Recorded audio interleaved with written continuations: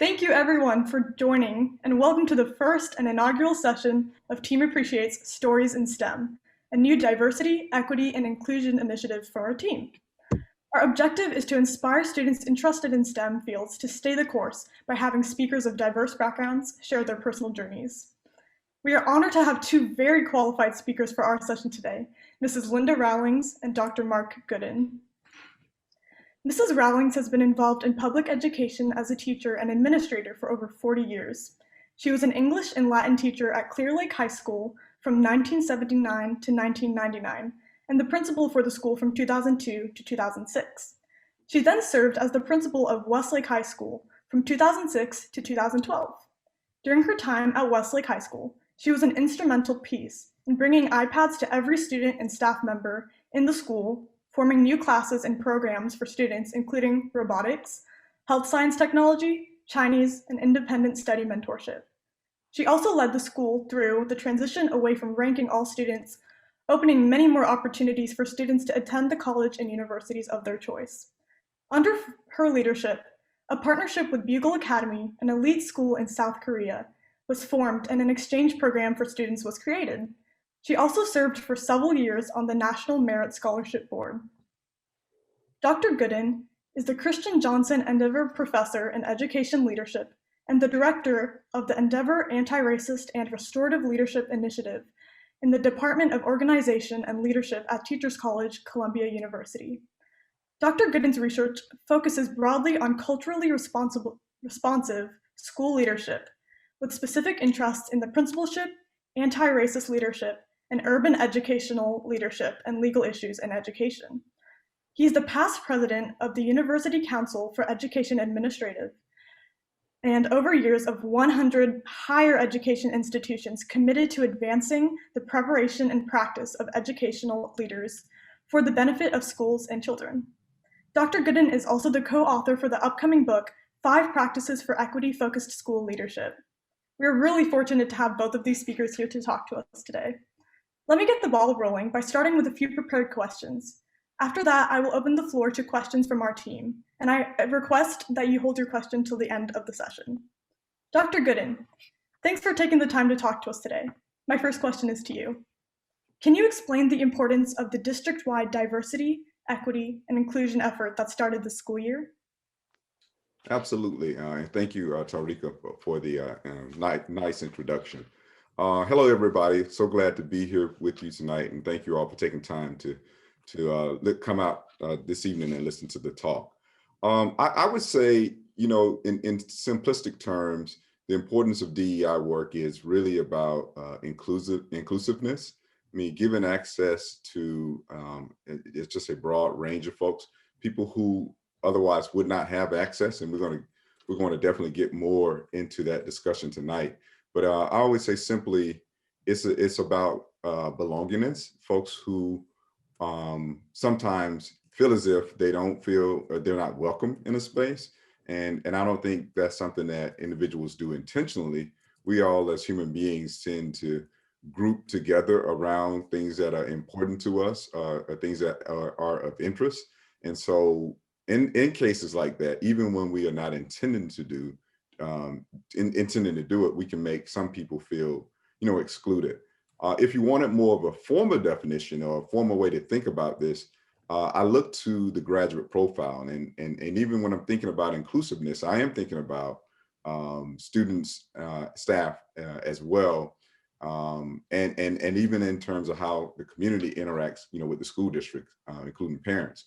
But when I go into this thought about students, I think about the graduate profile, and if you go to the DEI website, you know, you will see that. And I don't know if you're probably pretty busy folks, so you probably haven't had a chance to really look at that. And so if you could just indulge me for a second, I want to just read a little bit from it. And it says, all of EANES ISD, all of us in EANES ISD are committed to ensuring our students are prepared for their futures upon graduation from Westlake High School.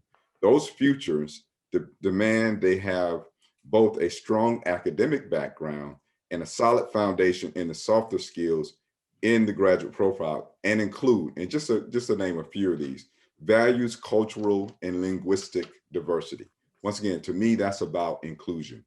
works collaboratively with persons of varied beliefs, interests, and backgrounds to build consensus. I think these are really important skills. And even though people sometimes say softer skills, I don't want you to really take that as that as a less than. I think these are skills that we really use to humanly connect with each other. And I was just hearing earlier how the robotics team, you use the benefit of teaming together and learning how to work collaboratively. And if you didn't have those skills, then you would have a lot of individuals trying to build robots. While they might be able to do that, that would be a whole lot less fun.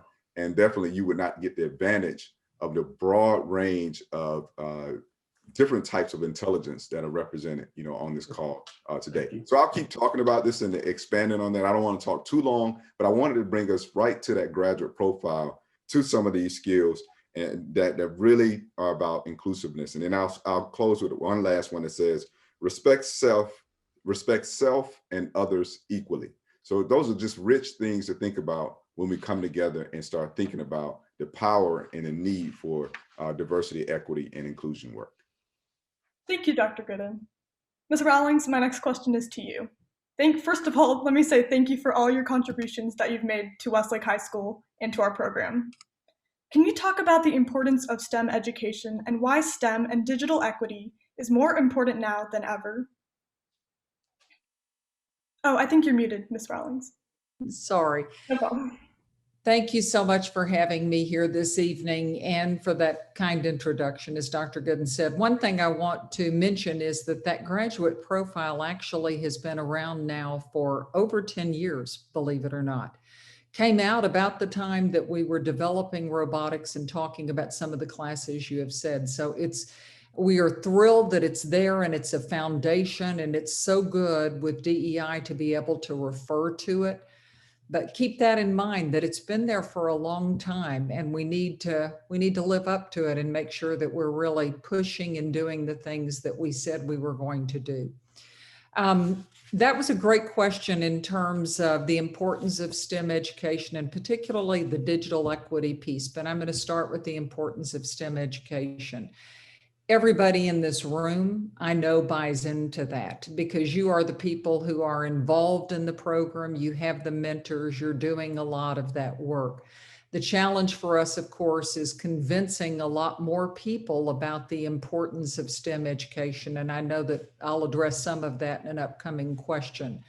But we know that kids who are involved in science, technology, engineering, and math have the opportunity to exercise some of those very things that we say in the graduate profile, making sure kids are critical thinkers, making sure they're problem solvers, and in fact, also making sure that they're creative people. A lot of people think that creativity only happens in the liberal arts and not in the STEM field. But if you think of all the creativity that has taken place around climate change, space exploration, et cetera, you have to be able to do that, think outside of the box and imagine things that haven't happened yet.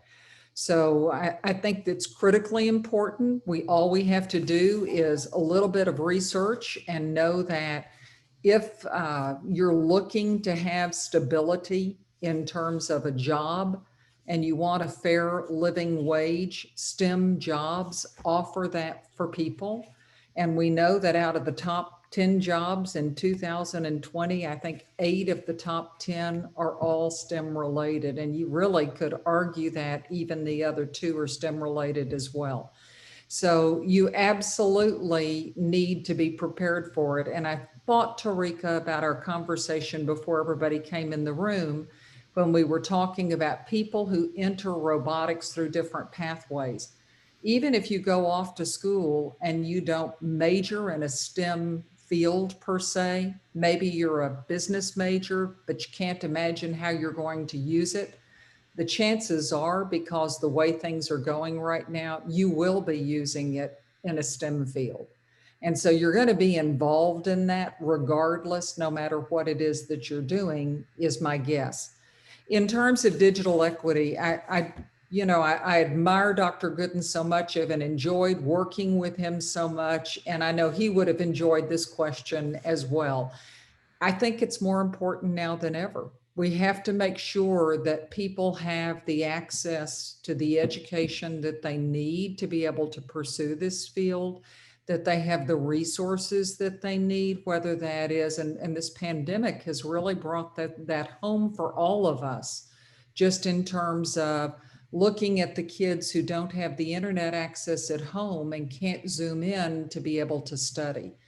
And the lost months that this has caused for us as a nation in children's education is going to be something that we're going to be grappling with for quite a while. So equity in that area is huge. And for me, one of the big reasons is not just the fairness piece of it, that in and of itself would be reason enough, but also the fact that we don't know who the people are that are going to solve the challenges of tomorrow. And I don't want to run the risk of we overlook some people who didn't have access and couldn't get into that to be able to do it when they had the very minds that would have been the key to something we really needed. So it really is critical for our country. And I agree, that's a really great question to ask. Thank you. Next question is to Dr. Goodin. We have seen significant polarization in our community in the last year. Can you comment on what role young adults can play in making our school and communities more inclusive? Yes, thank you for the question. I think it's a really good one. I would say that one of the things I try to impress upon young people in this space is this idea of youth participatory action research. And I have a colleague who does that kind of work, and a team member who also supports me in doing that work. I should say I have a colleague who does quite a bit of research in it. And I've used it, and it's attractive because youth participatory action research is where we give young people an opportunity to come up with the studies that they are interested in, the problems that they've seen, and the ones that they would like to work on within their spaces. And so when you say that there's been polarization, I think about young people having an opinion about that. And I have a couple of quotes I want to just read here. First, a couple of questions though. When you hear that, what is it that you think your role is in participating in changing that discourse? I mean, how do you change that conversation? To get you started, just some questions to reflect on. What do you see in the future? I think about my view of the future and your view of the future. I have a shorter trajectory than you, right? I'm getting very close to 50, and I'm guessing you all are probably not that close to 50. I mean, I'm talking about the high school students now. So it's that you have this idea of a vision of the future. And I have to ask you, what is your vision? But I tend to think your vision is going to be clearer than mine in some regards, in some respects. I can say I've seen a couple more things. I'm older. Maybe there's a bit more wisdom there, but you've seen things in a different way. You've envisioned things in a different way. And I think that's valuable. And I think that you also have a way of thinking about what you want your future to be. So I think young people have to do what they can to start convincing adults that, hey, we understand that that's how it was, or maybe that's something that you're holding on to, but we have a different view of the future, right? It may be that it's more inclusive. And I'm not implying that you should be disrespectful, but I think you should be honest if that is the kind of future that you envision. And I'm saying that not just being out on alone, we get that kind of information when we engage with youth in YPAR work, or when we do focus groups. We find that young people have a vision that they're trying to put together and figure out. And it doesn't mean that they don't have their own biases. It doesn't mean that they're not influenced by peers. It doesn't mean they don't repeat some things that they shouldn't say from time to time. But by and large, in longer conversations and given more opportunities, your vision of the future seems to be more promising. And I wanted to just read a quote from a book. And this book is called Uncharted. It's a business book. It's Uncharted, How to Navigate the Future. I just love that title, How to Navigate the Future by Margaret Heffernan. And so Margaret says, Heffernan explains in her introduction, there's an excerpt from the book. And this is a quote that I like. I don't know if you would like it, but it says, A craving for certainty extracts a high cost, constricting our understanding, our imagination, and our freedom. How much more might we be able to do, to see, and be if we kick the habit? So in other words, if we just moved away from that certainty of what we always know, and I have a 13-year-old who can criticize me, so I'll give you some of her criticism. Like, as adults, we like that certainty and the routines and trying to do things like, we sometimes cling to how we did them, but it's different now. And even as I watch young people engage with multiple screens, I can't do that, but I know that you all can, and I have to be open to the fact that that's different, and you have a different type of future ahead of you. And so I say all of that to say, when you come into the space of how to deal with some of these issues, I think you have to be honest about what you would like to see. I think you have to really do your use your energy and your research. If you want to be more inclusive, you have to be specific about who you want to be a part of your future, and you have to think about what you want that future to look like. And I hope that's not too abstract in terms of answering the question. But if I bring it back home to where we are going to be talking to some students next week, as you heard Mrs. Rawlings say. But we've been talking to students. We've done a couple of focus groups, and my sense is we're going to continue talking to students. And we're hearing some suggestions from your peers about what you all would like to see in the future. So I encourage you to keep thinking about that. And sometimes it's not consistent with, let me say it a different way. Most times that we've heard it, I think all times we've heard from young people, it is not really consistent with continuing a polarizing approach. So I hope that makes sense. Yes, it did. Thank you, Dr. Goodin. Absolutely. My next question is to you, Mrs. Rowlings. There is a leaky talent pipeline as girls and students of color who are interested in STEM subjects often opt out in high school as they see less of themselves in STEM classes, and there's a conspicuous lack of role models. How do you think we can address this problem? It's a great question. Thank you for asking. And it was a passion of mine when I was principal at Westlake, and still is a passion of mine.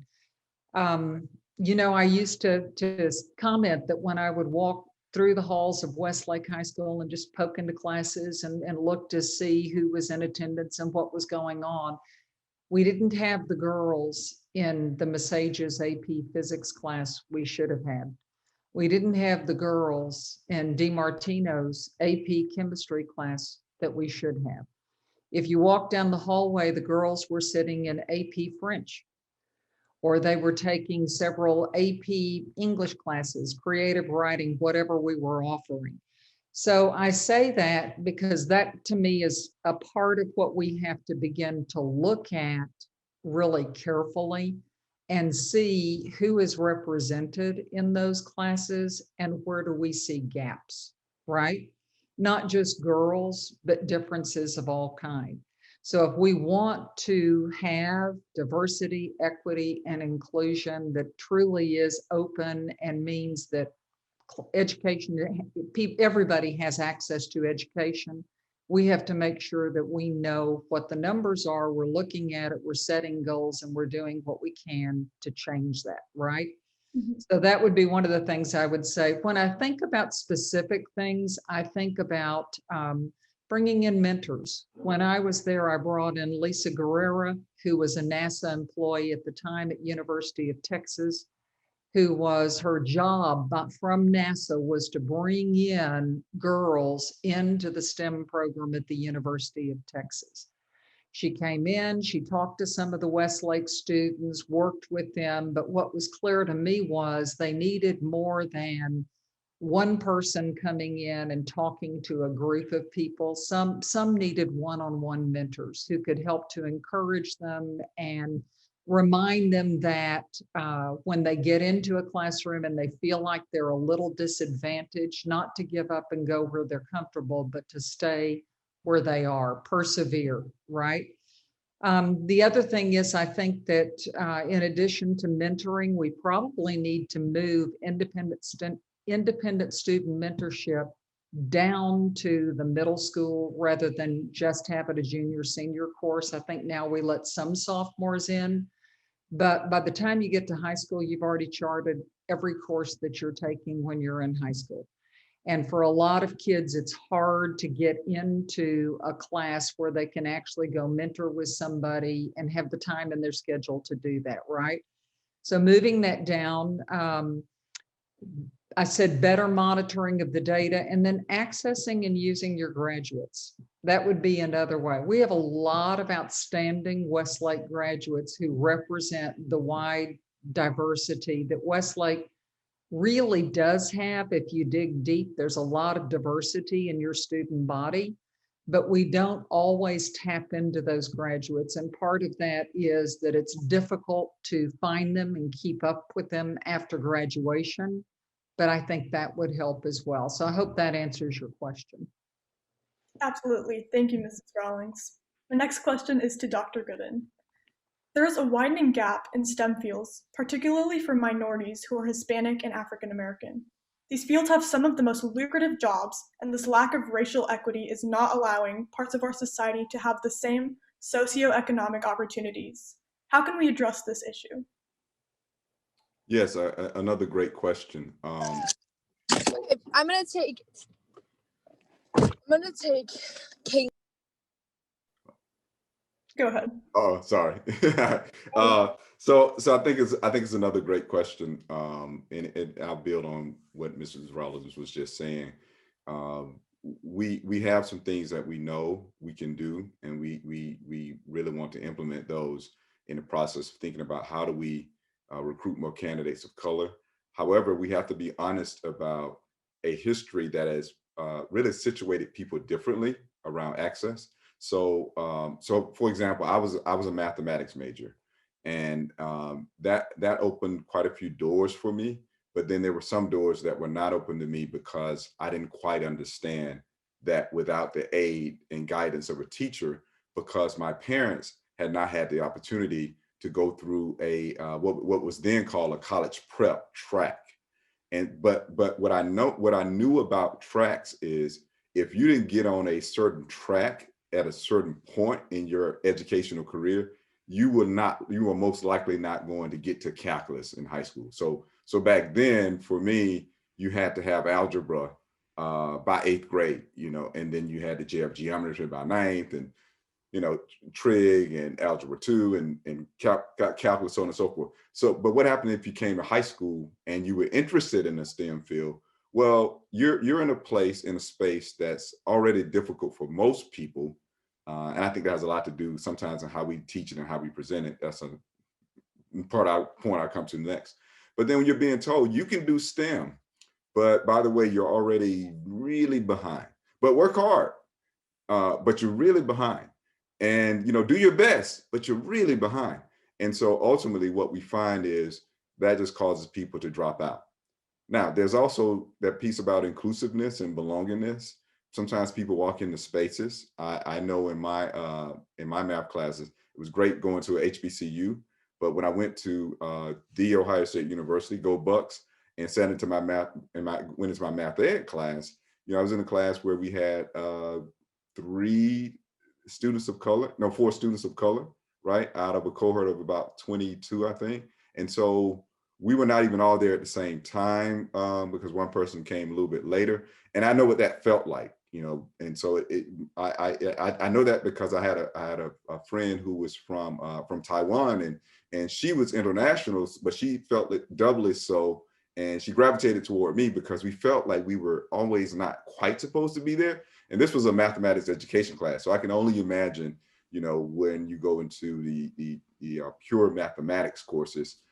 So I think that those feelings compounded create a larger cognitive load upon the individual. And this is where we get into the research in psychology around stereotype threat. So I think that's something you can check out later. But on top of that, what I was referring to earlier, that's a systemic structure. That's a structure that says if your parents know which classes to put you in, or if you know somebody who knows, then you will take classes early on. I had a couple of teachers, more than a couple, who said, we recognize your proficiency in math, so these are the things you're going to do. And I was like, I don't know. I just kept doing what they told me to do. One, I think I was a little bit afraid of them. And two, I felt like they had my best interests at heart, and I love math. So I just kept doing it.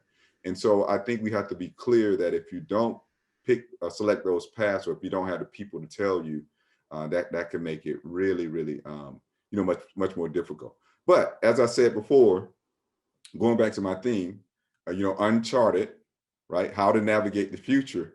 You can change that. I mean, you could create ways to support people who come into the space later. You can make sure that one of the ways we found, and as a mathematics major, we always did group study. There was just no way we were going to get through the theorems and we worked together because that was about survival for us. Any one person trying to survive as a mathematics major who worked individually, probably not going to make it, right? Or they were going to have a really, really difficult time, or they were just brilliant and they didn't need any of us.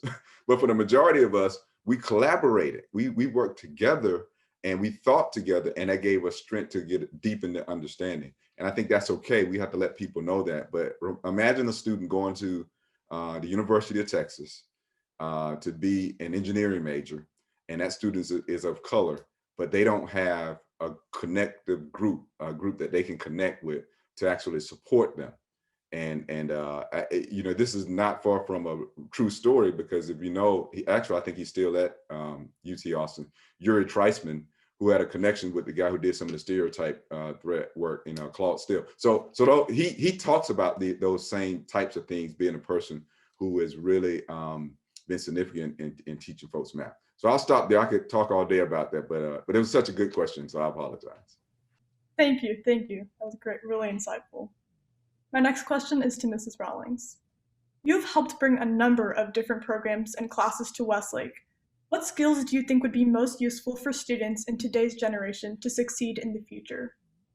Great question. Well, I mentioned creativity earlier, so I won't dwell on that, but these are in no particular order. I came up with 3 because I am an English major and we think in terms of 3. But I think creativity for sure. Just think about the fact that little over a year ago, we didn't even know what COVID-19 was.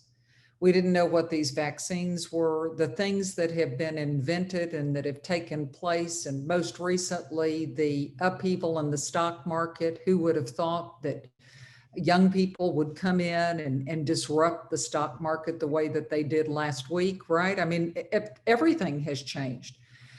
Secondly, I think resiliency. I really believe that this has been, not that you haven't had many opportunities to learn that, but certainly this year, this has bolstered the resiliency in all of us.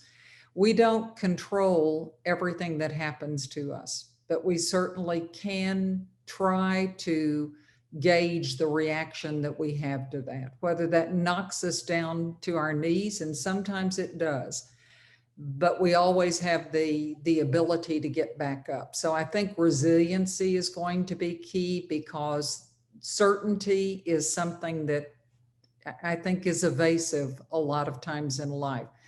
And then finally, and this really has to do with the work that Dr. Goodin is leading in our district right now, I believe that another skill set is the skill set of that graduate profile piece of really having a deep understanding and appreciation of people who are different than we are, because everybody is different from us.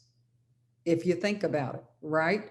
Talk to somebody long enough, they may look like you, they may speak the same language that you do, but you have differences from that person. And I think we've lost the ability to have conversations, to be gracious with each other, to understand differences in our cultural backgrounds, whether that's gender identity, religion, race, but just differences in general, right?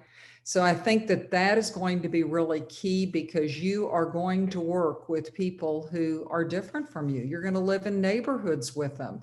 And that to me is, of all the soft skills that we teach, I want kids to leave Westlake High School when they go off to college, not saying what some of our former graduates said to us this summer, which really hurt. But what they said was, you didn't prepare us. We didn't feel like we were prepared for what we walked into. Academically, we had it, but we didn't feel like we had really been, we didn't read authors of different backgrounds, et cetera, in school. We didn't study different cultures. And I think that's on us to change that, but that's a skill that can be developed, and it's something that I hope we'll do. Just today, I don't know if you're aware of this or not, Dr. Goodin, but I was on posting some research resources for one of the spreadsheets that we share, and Teaching Tolerance changed their name.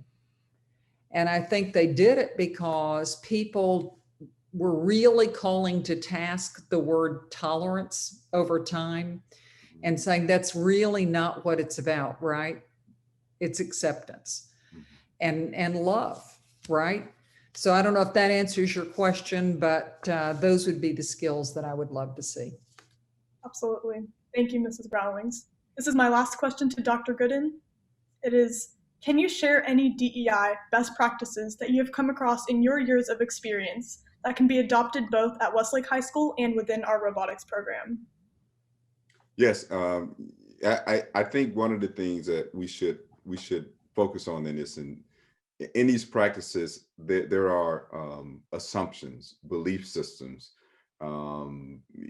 personal narratives, and how folks come into the space and what they really think before they can, I think, really engage in changing their actions. And I want to start this response, if I can, with a quote.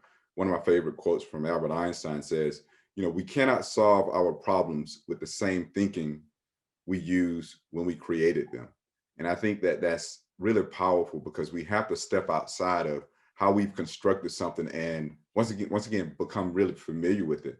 And to really build on Mrs. Rawlings' statement, funny thing about creativity and innovation, it doesn't usually happen unless you change the way you've been working, living, playing, or thinking.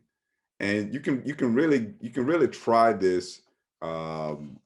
Like, it's an easy thing to try, and I tease my daughter about this all the time. Just try to walk a different way from school, or drive a different route if you drive, or just try to do something different and see what it does to your disequilibrium in your mind. But keep trying it and keep trying those things, because when we do something that causes discomfort for the purpose of learning, it reminds us that this whole learning process is about experiencing disequilibrium and learning and moving forward. And thinking about the larger point I'm going to make here is, how do we create certain systems of familiarity, and then how do we disrupt them? If those systems that we've created have gotten us a particular result and we're no longer happy with that result, we've got to interrogate that system first of all and say, well, why is it doing, like, if human beings created this, we're here, we're human beings, we have belief systems, we can change this system. So that system can be changed. And when you change that system, you can start to really experience something different in terms of your robotics program. What are the things that you want that you don't have? Who would you want to be here, and who's not here at this time? And I think once people have decided to change, they start to do things differently. For example, as Mrs. Rawlings was saying, and I've harped on this as well, you start to recruit differently. We talked about recruiting earlier. We step outside of that notion of, is this going to be this or that? You start to say, I'm not worried about what people say. We're only worried about achieving a particular goal. And people are going to be critical. I mean, don't worry about that. Everybody we know who has done something great was at some point criticized, right? But you have to believe in yourself, you have to believe in your goals, and you have to believe in each other. So I would say, once you start to do that, it really puts you on a path to changing the systems, and then starting to really consider how you can change, what you've been getting. Absolutely. I think disrupting systems and discomfort is the only way to make real change, and not everyone's comfortable doing that, but it's necessary. My very last question is to Mrs. Rowlings. Can you share a success story that inspires girls to stay in the STEM field? Well, I'm going to go at this in a roundabout way. Okay, so first I'm going to I have two examples. So the first one's a direct answer to your question, and I would say Christina Chain. I think Mr. Morgan probably remembers Miss Chain. She was the first student that I met at Westlake High School when I came in 2006. I think she was 2010 graduate, went off to Princeton for her undergraduate and then Harvard for her doctorate degree. Just graduated with that. But Christina was always passionate about her science and math classes. She took everything Westlake had. She was also passionate about the environment.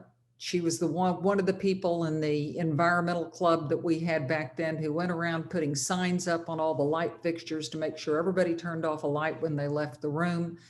And she is now dedicating her life, because she'll tell you that she decided that, yes, she could make a difference as one person doing that in her own household, her own community, but she wanted to make a much bigger difference, bigger footprint in the world.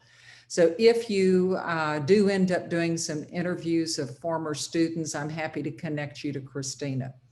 The other example for me in a personal way is a woman named June Scobie. June Scobie Rogers now, but I was thinking about her the other day because of a significant anniversary that had come up. But June Scobie and I were English teachers together back in those years at Clear Lake High School. She taught sophomore English, I taught junior English, and we visited all of the time. And she was very much an English person, got her doctorate degree, but it wasn't in science, technology, engineering, or math. It was in English. That's what she wanted to teach, and reading in particular. So that's what we talked about for the most part. I knew her husband was an astronaut because a lot of the astronauts lived in my neighborhood, and a number of them went to Clear Lake High School. And what I think about with June now, when I think about her, is how on January 28th, 1986, when the Challenger exploded, her life utterly changed forever. She and her children were there in Florida. They saw that, they lived that. We had a couple of kids who were students at Clear Lake at that time whose parents were on that flight. It was a flight that represented diversity when you think about it. It had two women, and that was, those were Judith Resnick and then Krista McAuliffe, remember, who was the first teacher in space. It had Ron McNair, who was a neighbor of mine, who was a Black astronaut. Ellison Onizuka, who was the first astronaut of Japanese ancestry. So it was a pretty diverse crew. That day, though, June Scobie never probably could have imagined that her life would have been all about STEM, because that's where she has spent her career now since that happened 35 years ago. She is the one who is responsible for having started the Challenger Center for Space Science Education. She is passionate about that. She works to help recruit kids in who are disadvantaged and don't have the opportunities that other kids do. That is what she is about, is making sure that we have that equity in education so that everybody can learn about that and dream of a better future. So I think she's a pretty profound example and somebody that I greatly admire and represents that resiliency that I mentioned to you a little while ago. She didn't think that's what she was going to be doing. That's not what her education had prepared her for, and yet it had, and her life is STEM. So remember that kids can get involved in that in a lot of different ways. Absolutely. Thank you so much to both of you. It was very insightful what you both said. I'm going to open up the floor now for a few questions to either of our speakers, and they can be both either in the chat or just unmuted. So anyone that has that may go ahead.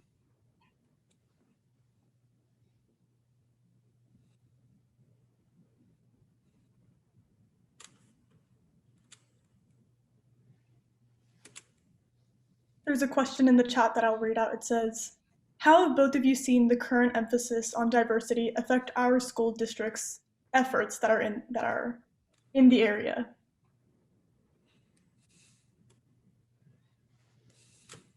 I'll open that up to either one of you.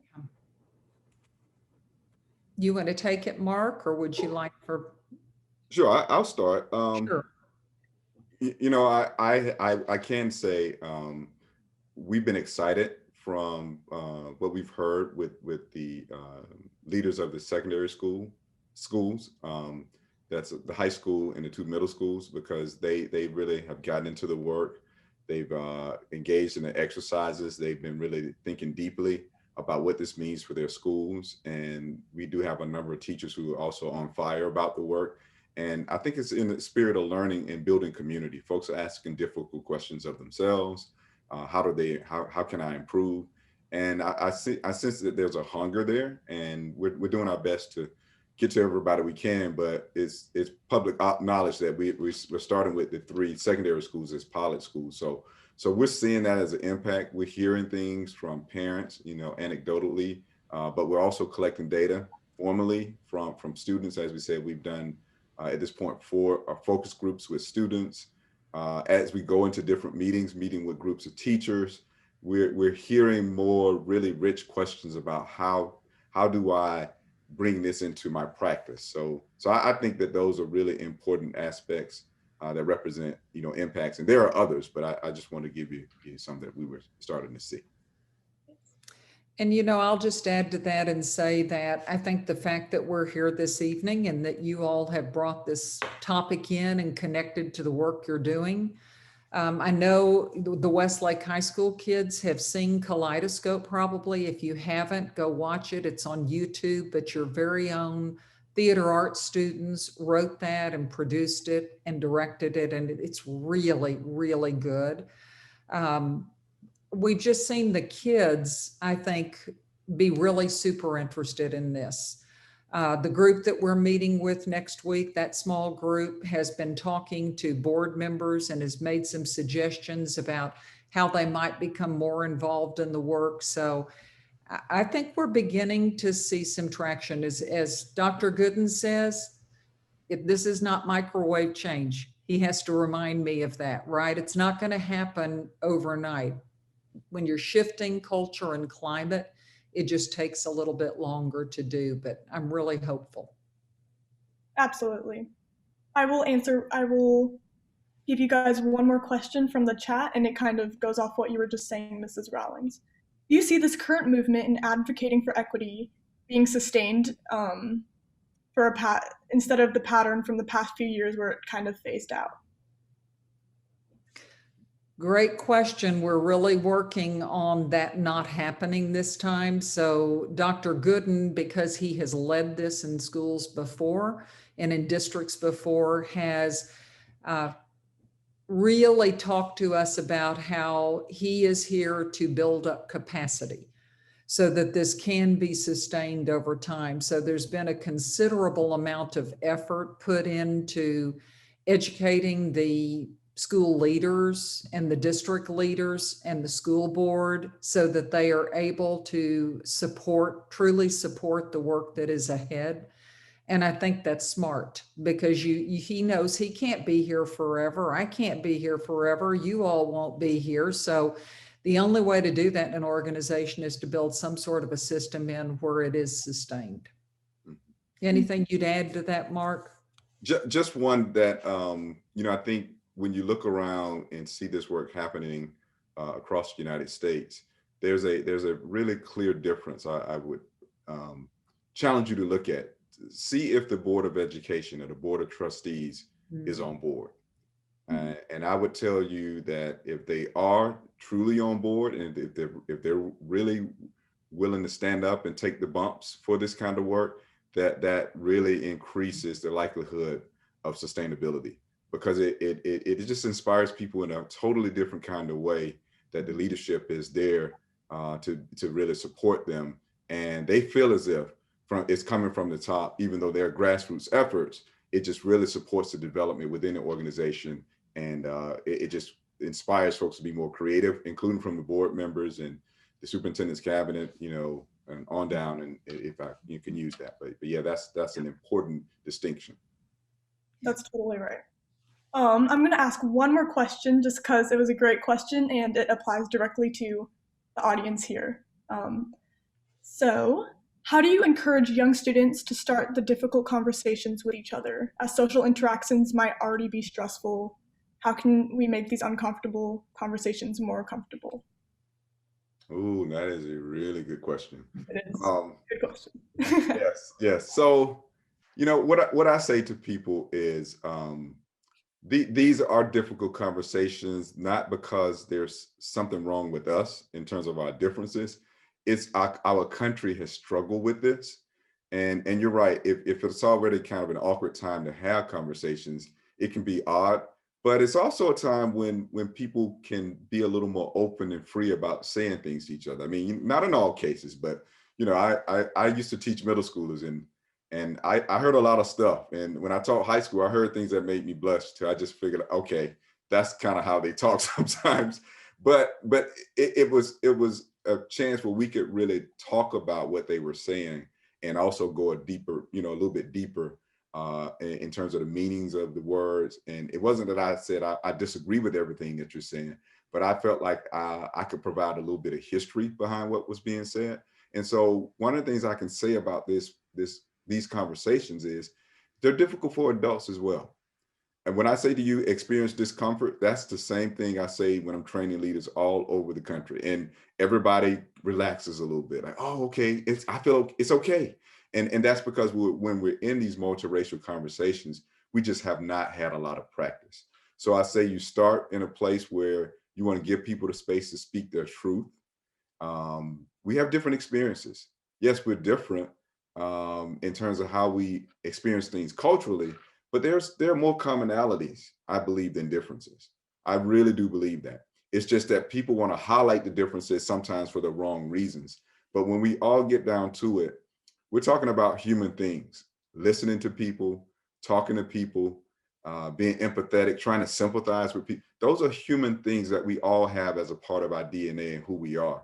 And when we come to people with respect, and as Linda said earlier, if it's out of love, you're going to make some mistakes. You're going to have some missteps. You're going to say things. But when you recognize it, even if you don't understand how you hurt, apologize and try to find out where did I go wrong. And that, I think, is where we learn. And there's nothing wrong with that. And I would say to you, in fact, I would argue that that's more productive and more loving in how we engage than being like really like this around each other. Like, I don't want to say the wrong thing. Because after a while, you start saying, you know what? I just don't want to be around anybody who's different because I'm walking on eggshells and it's making me stressed. I'm stressed out, and we don't want that. We really want people to stretch themselves and learn to, I think, connect and work together. Because like you said earlier, Mr. Morgan was talking about, like, he was just telling me the power of these teams that are working on one robot. And I'm just thinking, like, even though you may be similar in some ways around your interests of developing the best robots you can, you all have different personalities. You have different tendencies to do things a certain way. Some people should. So you learn to work together for the greater good. What's the purpose? What do we do? And so you learn to work with each other and capitalize on your strengths, even just for a little while. And most of the time, if you do that over and over again, you find out, hey, I've got a pretty good team. I mean, it's kind of like, I started to use metaphors like family. When we come together to work on this, I know who's going to be doing it this way or that way, but I'm going to really be happy that that person is there because they bring something to the table. Absolutely. Anything else, Mrs. Rawlings? Or is that good? All right, I will invite Coach Morgan to give some closing comments, and that will be the end of our session. Mrs. Rawlings and Dr. Goodin, thank you very much for joining us tonight and sharing your insight. We're very fortunate to be in a district, I think, that is forward-thinking and is leading by example from the administration level and is working to move the needle in the right direction, not only for our community, but for the greater community, which is the impact that our students will have as they move forward. Linda, I want to thank you for always being such a great supporter for our program. The genesis of our program, for those of you who don't know, Mrs. Rawlings was the one that started the idea. She created the idea of starting this robotics program. And I'm fortunate to have been asked to be in that position. And I think it's very important that we understand that our district is what it is because of individuals like Linda looking forward. This program came out of a vision committee that was, what does a graduate look like 5 years, 10 years, 20 years from now? And we're looking now, the kids that are coming into high school this next year will be those 20-year graduates of that vision committee that Linda had that year. And so if we hadn't started then, we wouldn't have what we have now.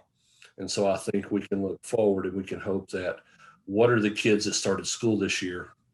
What are they going to experience, and what is their environment going to be like in 10, 12 years when they get ready to graduate from Westlake High School?